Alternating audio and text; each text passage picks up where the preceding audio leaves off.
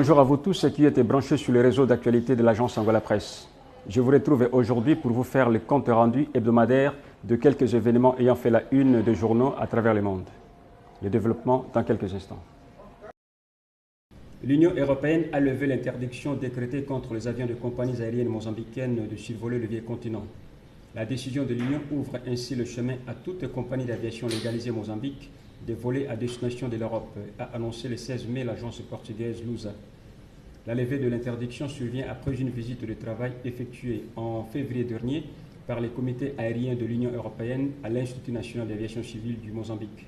En Côte d'Ivoire, les soldats qui se sont révoltés cette semaine contre le pouvoir établi ont enfin signé un accord avec le gouvernement d'Abidjan. L'accord signé le 16 mai a permis aux mutins de retourner dans les casernes des principales villes du pays, telles qu'Abidjan et Bouaké. Le ministre ivoirien de la Défense, Alain Richard Donvaï, a annoncé lundi être parvenu à un accord avec les soldats en colère, sans toutefois préciser les modalités.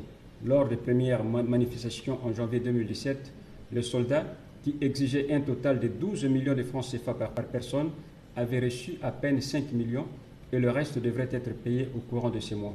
Aux États-Unis, le président américain Donald Trump et son homologue turc Recep Tayyip Erdogan ont apparu le 16 mai côte à côte à la Maison-Blanche. Les deux leaders ont promis de travailler ensemble afin d'apaiser la tension qui séparait leurs pays et de redoubler des efforts en matière de sécurité. Momentanément, Donald Trump et Erdogan ont mis de côté leurs différences pour renouveler l'appui à une alliance fondamentale entre l'Organisation du traité de l'Atlantique Nord et la Turquie, car l'OTAN et Ankara sont associés à la lutte contre le groupe État islamique. Enfin, au Vatican, l'autorité de l'information financière du Saint-Siège, l'agence chargée de superviser la transparence économique, a annoncé le 16 mai avoir ordonné l'ouverture de 22 enquêtes sur les irrégularités commises en 2016 par le Vatican.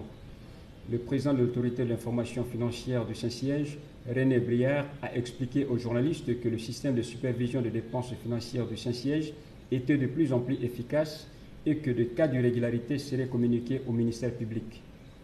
René Briard, banquier suisse, nommé en 2012 sous les pontificats du Benoît XVI, a présenté le rapport annuel de l'organisation. Voilà, mesdames et messieurs, c'est par cette nouvelle que nous bouclons notre rubrique hebdomadaire sur l'actualité internationale. Merci d'avoir été avec nous sur les réseaux de l'agence Angola Presse. Au revoir.